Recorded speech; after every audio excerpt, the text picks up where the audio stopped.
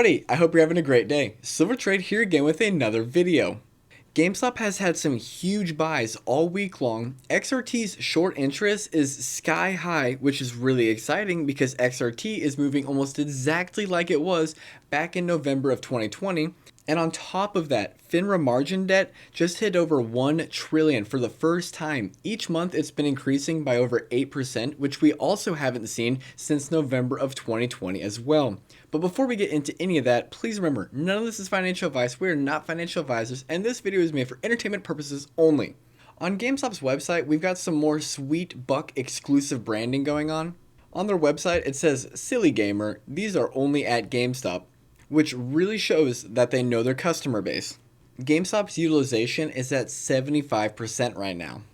Over the last couple of weeks, it's been hovering above 80%, but 75 is still nice and high. And seeing the utilization stay nice and high while we have tons of huge buys coming in is exactly what we want to see. A couple of days ago, there was a gigantic 482,000 GameStop share buy order that hit the dark pool for nearly $12 million. And this is not something we see every day. Except for today also, we saw a ton of huge orders come through the dark pool. 2.3 million, $3 million, 1.5, 3 million, and 1.3 million. All of these added together total about $11 million. This gentleman on Webull bought almost 20,000 shares of GameStop this week. Look at that. And yesterday, somebody sold a stupid amount of puts on GameStop at the $65 strike price.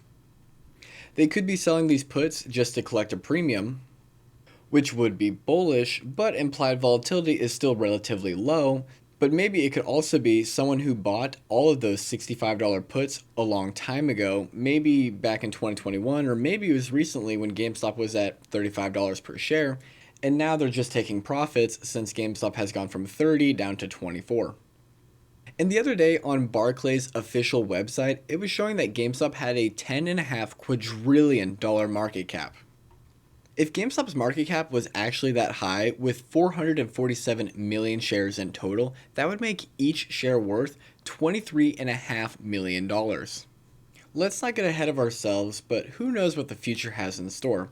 A lot of people said that it would never get to $50 per share, and then $100 per share, much less $500 per share. And GameStop was the first time in history on January 28th of 2021 whenever brokerages coordinated and took away the buy button, allowing people to only sell the position. If they actually covered all of the shorts back in the day, why would they take away the buy button? And here's GameStop's financial position and solvency of the company. There was really a point with GameStop where they were losing $500 million per quarter. Pink is debt. Green is free cash flow, and the blue is cash and equivalents. Recently, GameStop became a profitable company.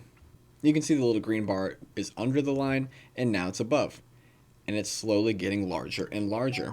I wish there was a little orange line to show when they bought their $500 million worth of Bitcoin. That'd be really silly.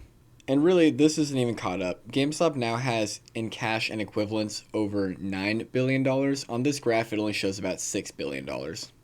And yes, that little pink line, their debt has increased over time, but I'll tell you, if I could borrow money from somebody that I didn't have to pay back for years at a 0% interest rate, I would borrow all of the money that I could, especially the way that the world's looking right now.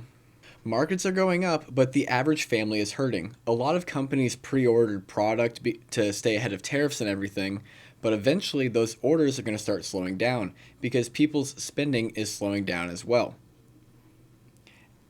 And so I really think in the second half of this year, maybe early next year, we're going to be in a recession. And that's what GameStop has been planning on for a long time now. And so them borrowing as much money as possible at 0% interest rate is a genius move.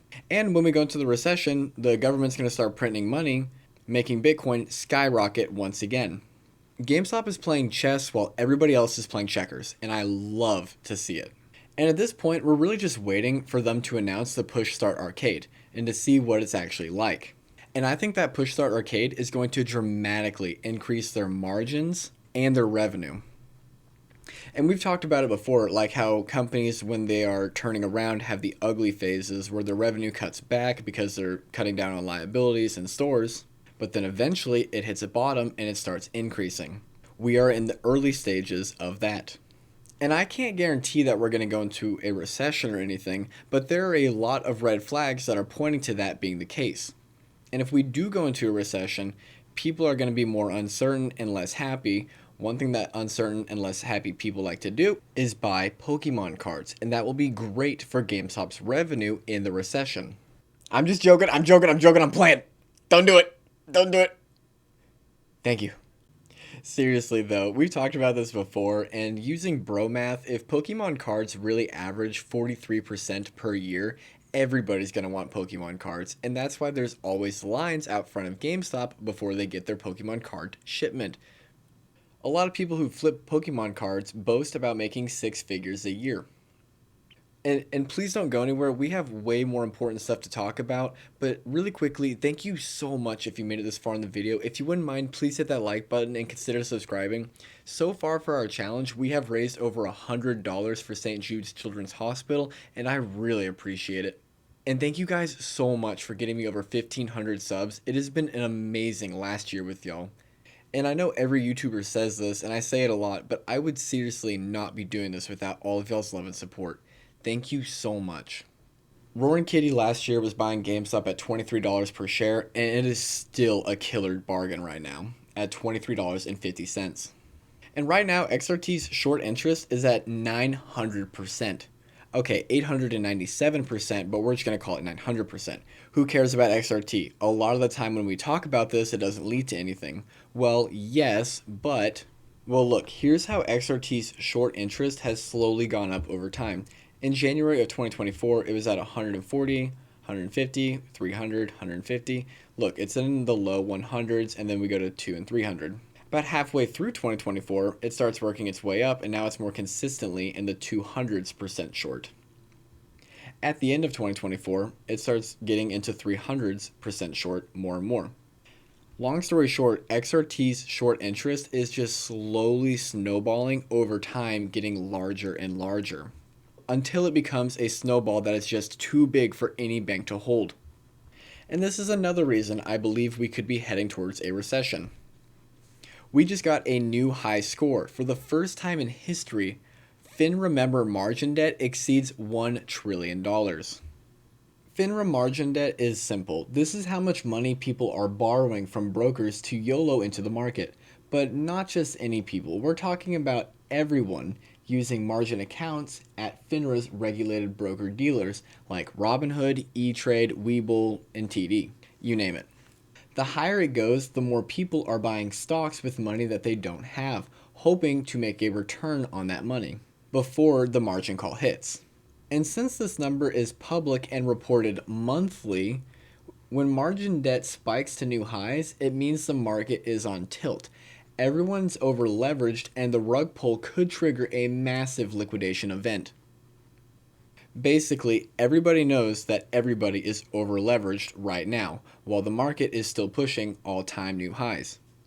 And the birth rate is at its lowest point since the Great Depression, almost 100 years ago. Here it is represented on a chart. As you can see, we are definitely at all-time highs. The rate at which this margin debt is increasing is also notable, with a 9.4% month-over-month jump, the second largest since November of 2020. November of 2020, you say? Note that this level of debt, when compared to market performance, suggests a degree of market euphoria, potentially making the market vulnerable to a downturn. It's super interesting how this is similar to back in November of 2020, right before the first sneeze. At the same time, XRT is at 900% short, and XRT is stealth surging from 2020 ramp up to 2025 gains. Is this ETF the Canary in the GME coal mine? A deep dive comparison. And it's funny, XRT could be the canary in a coal mine, but COS is also a canary in the coal mine when it comes to GameStop as well. Yesterday, COS ran all the way up to about $8.50, peaking up 50% on the day. But from that peak, quickly fell 33%. And when you look at XRT on the weekly graph, you'll see a huge drop and then a V-shaped recovery, a very sharp V-shaped recovery. similarly to what we're seeing right now on XRT. The RSI looks identical as well. Look at the charts. XRT started its big climb in late 2020. From lows around $26 in March, grinding up through the year, exploding to peaks over $100 during the January 2021 rally, or sneeze. Fast forward to 2025, over the last 4 months, March to July, XRT has surged about 26%, from $65 lows to recent highs near $83. Even as broader retail struggles. This isn't random. Old DD pegged XRT as a prime vehicle for shorting GME via ETF mechanics.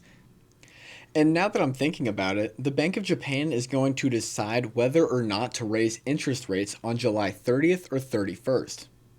XRT Basics, the ETF that's basically GME's shadow twin. XRT tracks a basket of retail stocks with GME as a key holding.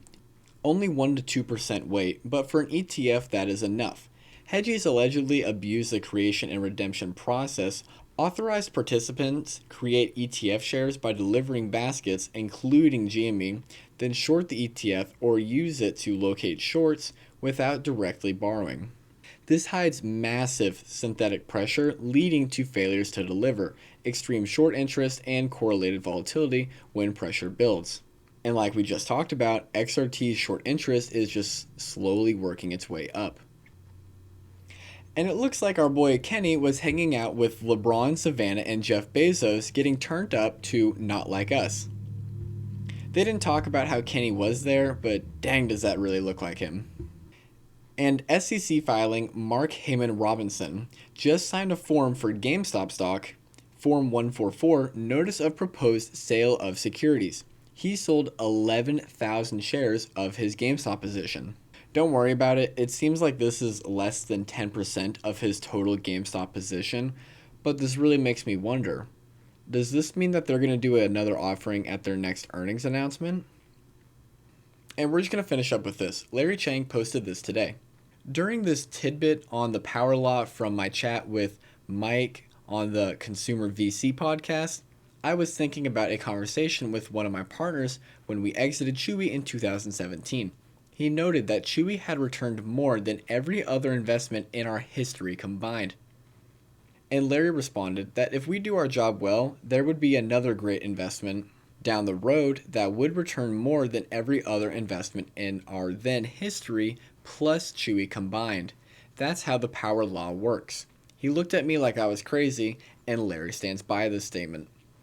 Thank you so much if you made it this far in the video. Please leave me a like and consider subscribing. Thank you a million once again for getting me to over 1,500 subs. I seriously would not be doing this without y'all. I really appreciate it, and God bless.